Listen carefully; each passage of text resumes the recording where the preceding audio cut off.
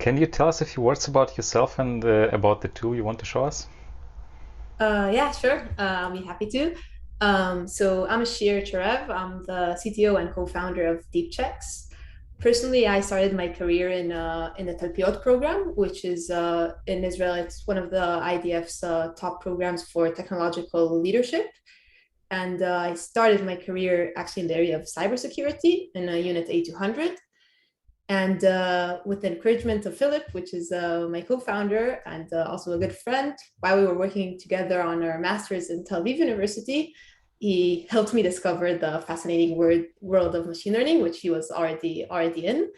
And then I transitioned to machine learning, working on research in machine learning for actually anti-terror related projects, also on cyber-related data, and seeing the different challenges of machine learning actually from the cool idea and algorithms to actually being able to deploy them on real world problems over time and make everyone trust them, both the data scientists and the users. I felt that while the algorithmic and data world is fascinating, many of the challenges are actually in like what do you do around it, like how do you make sure it continues working over time, how do you help everyone trust it. And that along with Philip and additional team members and also Professor Leo Augach from Ben Gurion, we kind of evolved the idea of helping machine learning models work properly over time by helping to test and monitor them. And those were the building blocks for founding Deepchecks with those targets. Wow, that's pretty exciting. And so what does the deep checks do? Well, in general, we work in the area of a continuous validation of machine learning models and data. Originally, we were relatively focused on the area of mainly monitoring of models in production. And while working on those different types of problems and seeing what are the challenges that machine learning models face and like when could we have prevented this and tested it and also like in general the workflow, we understood that a lot of the value can also be achieved when you're already in the research process and when you're like testing it before even deploying it, and kind of understood that it's relatively surprising that there aren't any tools and methodology in the area. And what tool we're going to talk about is the open source tool for machine learning for testing and evaluating models during your research process. Yeah, I think it shows that the data science and machine learning area becomes more mature because now people worry about these kind of problems. While 5 years ago, we were worrying about, okay, how do we go from our Jupyter notebook to something that we can use to serve the model? And now, like, that is a more or less solved problem, but like, how do we actually monitor the models now, right? This is what we worry about.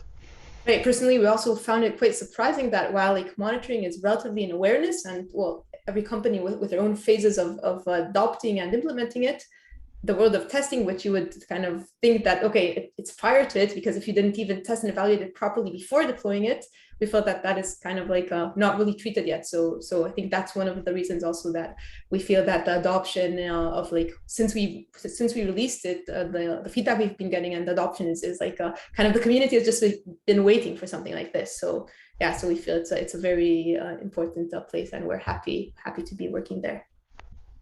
I'm excited to see the demo. Sure. Okay, so let's hop in.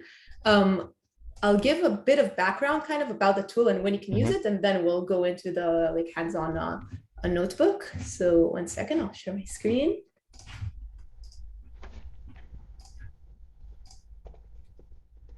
So with the short intro, I'll start like this is just the main page of our documentation to give you a quick look of what is it and what does it look like. So in general, we're talking about doing different type of checks or tests to your data, to your model, to your data splits to verify different aspects, whether it's data integrity or model performance or distribution related things. What you can see here, we'll see it soon in the notebook itself, but it's just a few visualizations of the different types of checks we have. The demo we'll see now, by the way, is on tabular data, but we also have a computer vision currently in beta and soon to be officially released. So here you can see kind of the output of these checks and also what we call a suite, which is a list of checks which you can run together and also like check whether different like checks passed or not. So when we talk about using deep checks and what do we actually check, we're talking about when in the pipeline do you use it and what do you check for. So we identified three main parts, which can also recur. But one thing is the area of data validation and data integrity. So every time you receive a new batch of data, whether it's a new project you just started working on, whether it's like a new batch of data that came, whether you want to verify like new data from production, you have different like data related aspects, which are many times also without any model, without any split. So that's one phase we find that is very useful. Another phase is things that have to do with like distributions between different, for example, you have a reference data and you have evaluation data, or you have a train test split or cross validation. So you want to make sure that, okay, are these two different data splits or various splits really representative? Is the model I'm training on representative of the reference of the production data or not? So in this areas, we're talking about like validating these different splits, and we call it train test validation. And this is the demo I'm going to show you. Like we're going to go through a scenario like that. And the last aspect, which is model evaluation, is basically everything that I want to do after I already have a trained model. It may be a final like trained model that I really want to deploy. It may be an initial quick model that I did and I want to kind of see like how it behaves, or just compare between a few different models, like a baseline model and a new model. So those are the three scenarios. And I'll say that in general, like how we work is we have a very long list of checks. So for example, here you see like data integrity checks, the train test validation, model evaluation, same also for computer vision of different types. And for each of these scenarios, we created like we created a built-in what we call suite that already has these checks built in.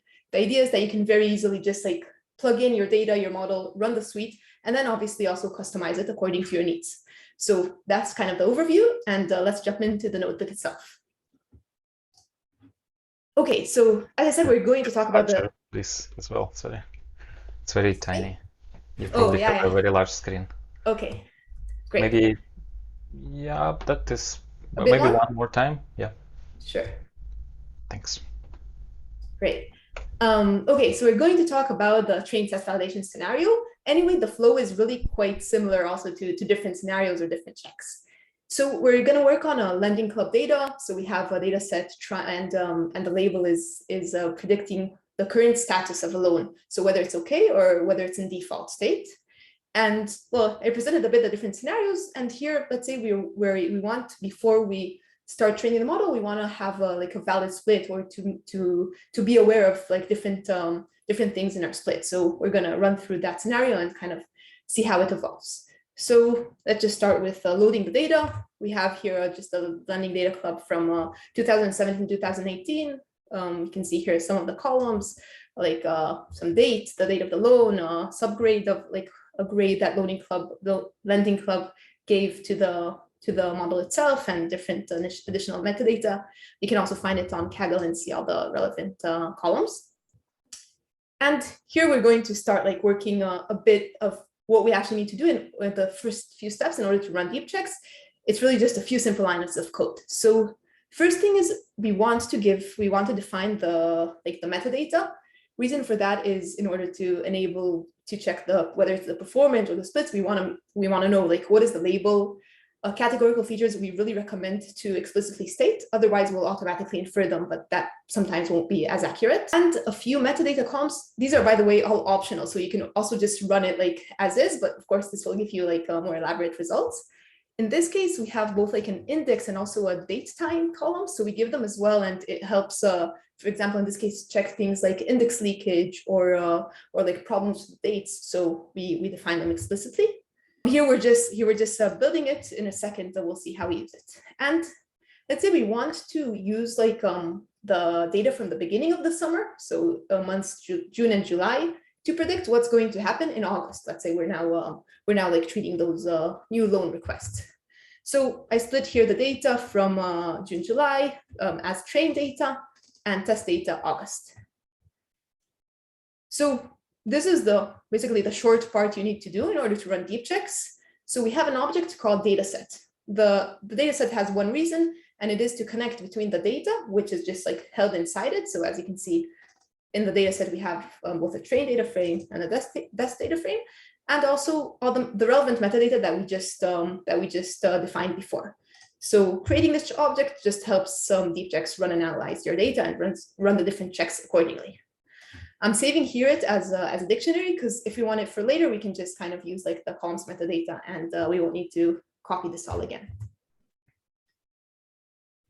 And well, now in this case, we're just running the suite. What you see here is actually out of our documentation. So we also have here the links for the relevant, like more data. So in this case, we're using one of the pre-built suites, which is a train test validation, and running it. So what you see now is the different checks that are in that suite. And in a second, we'll see the suite results.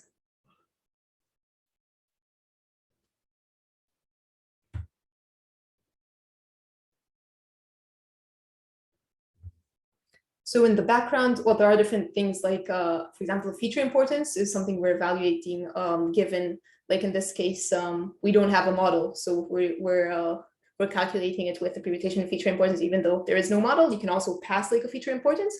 It's relevant for some of the checks. And okay, and we have here the results. So in general, each check has like what we see here is the list of the checks that ran, and also like if they had any conditions applied on them. So condition is to verify whether something like a specific situation happened or not. So in this case, we can see that we have a check that failed. It's the train test leakage. Okay, we found that there is some leakage between the dates. So we can either click or just scroll down to see more data about the check itself. So we have here something about test data dates are before the last training data date. So second, those of you that remember, we talked about working on data from 2017 and 18, but then when we split the months, we didn't make sure to actually like not have relevant dates from the following year. So this kind of makes sense of something kind of maybe something that slipped during the process, and here we can like see Deepchecks catching it. And well, there's really lots of types of checks. Some also, some can help us like just give us some more information. For example, the sizes of each of them. We can see the drifts on all of the features, and we'll look a bit into some of the checks also when we like. Let's first of all, before we dive in, because here we understood that we have a problematic split.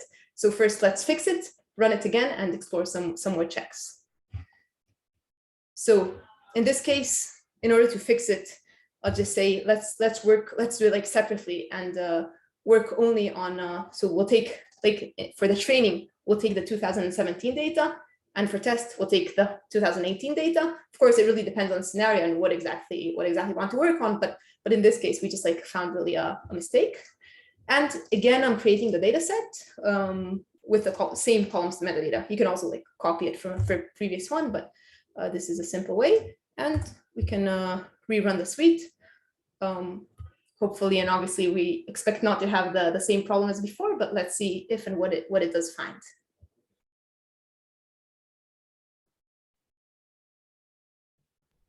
I'm just curious, how do you do permutation feature importance without a model? How does it work?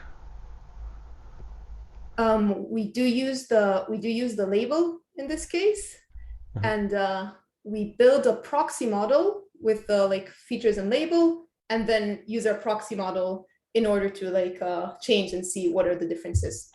So you actually train a model inside, right? Right. Oh, I see. Again, I'll say that the main reason here, we could probably also use like various correlations. The main reason is like to prioritize the display or to show like to give some evaluation. We don't treat it as like, okay, this is like the complete truth of feature importance, but it does help for usage. Yeah. Thank you. Cool. So let's see what happened. By the way, like this is the conditions summary, but the same thing. I didn't really like. Upon each check, you can add a condition. So add a condition, for example, that the drift doesn't go above a certain value, or that there isn't a leakage, or that isn't more than 10% of duplicate samples, or things like that. In the pre-built suites that we have, like this one, we already have conditions built in. So that's why you can see here the summary.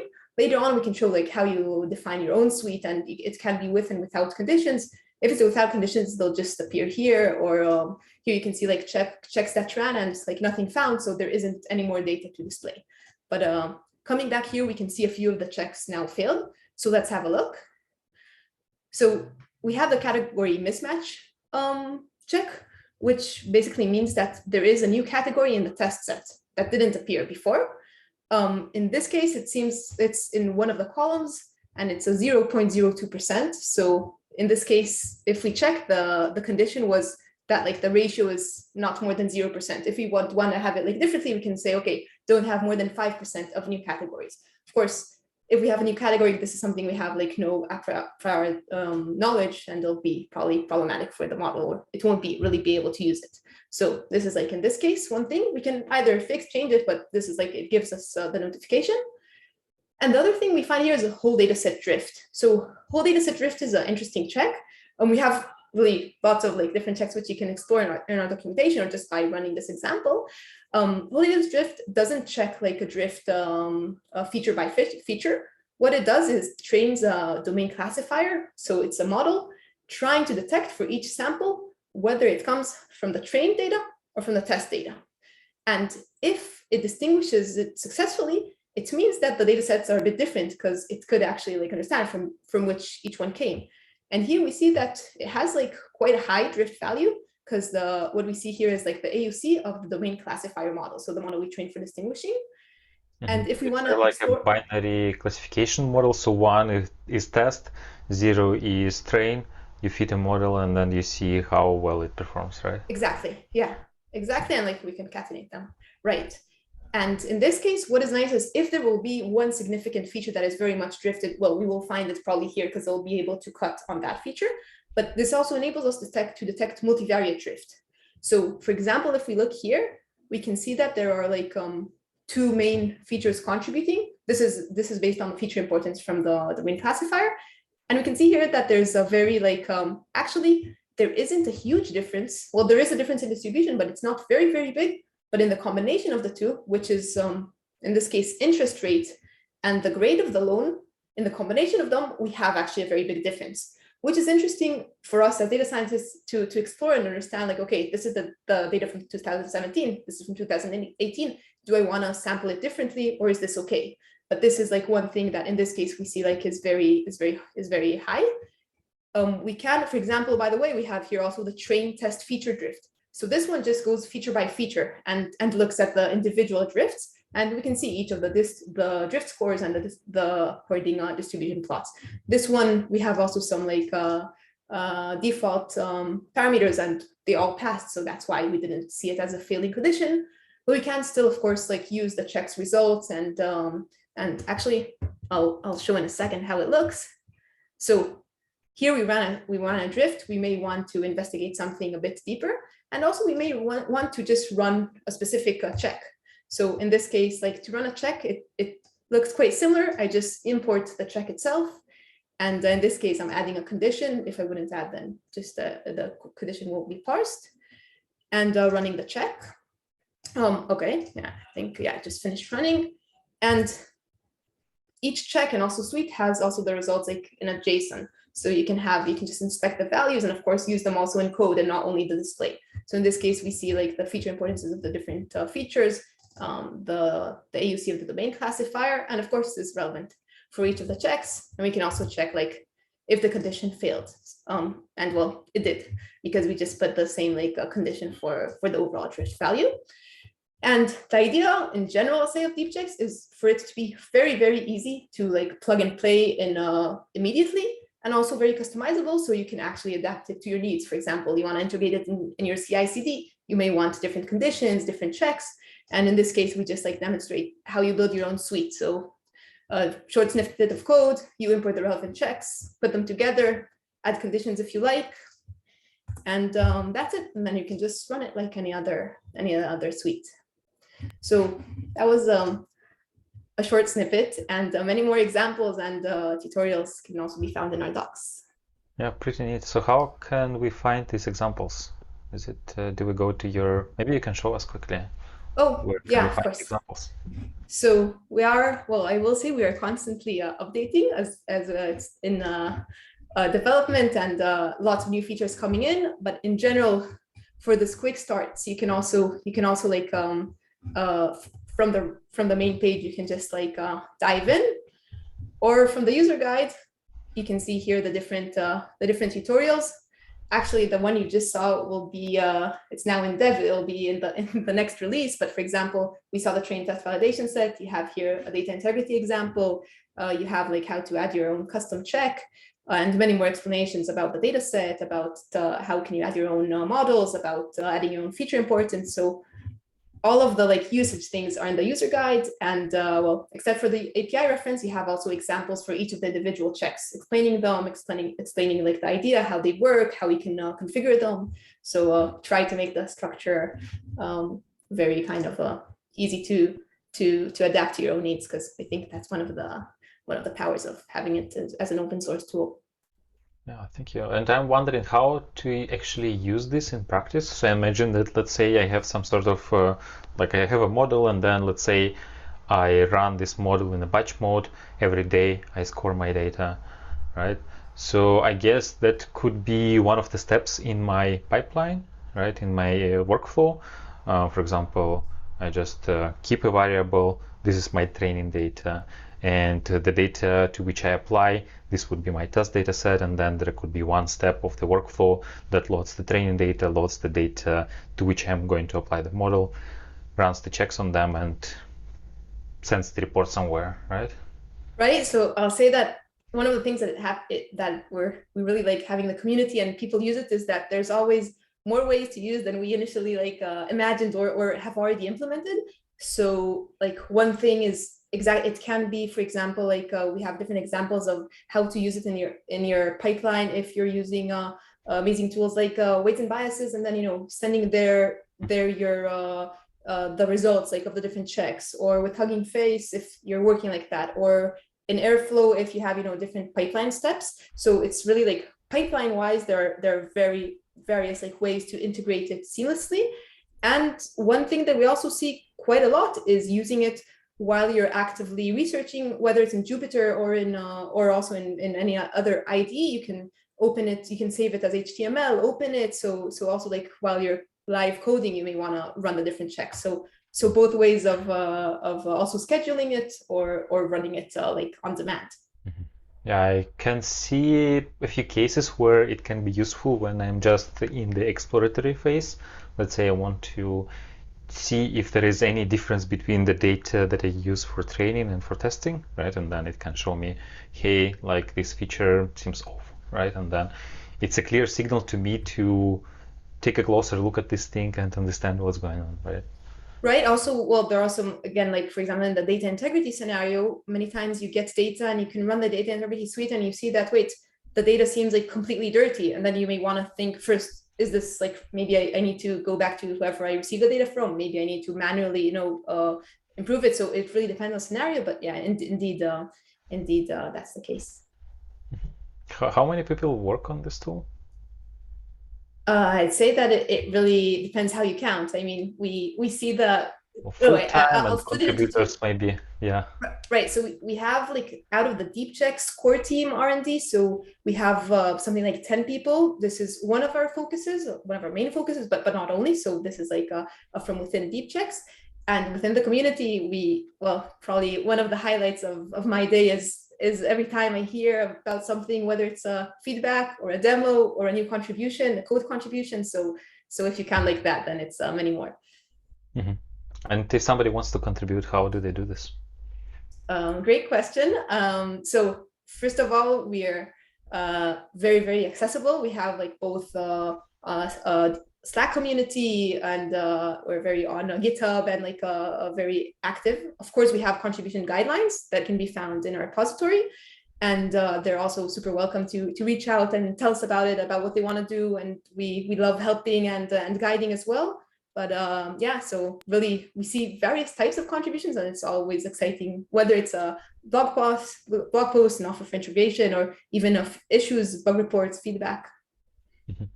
Do you have good first issues?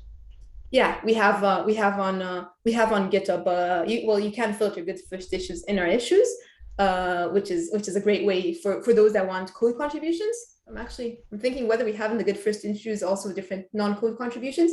These are many times also like initiatives of people that found the use case, use it like that, and want to like, publish about it or tell us or offer integrations, or even sometimes they just reach out and say, hey, we implemented an integration with you.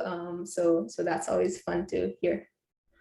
It's a good idea to put these kind of things to GitHub as well, to issues, things that are non-code contributions, right? Usually what happens is we put to GitHub issues the code contributions, right?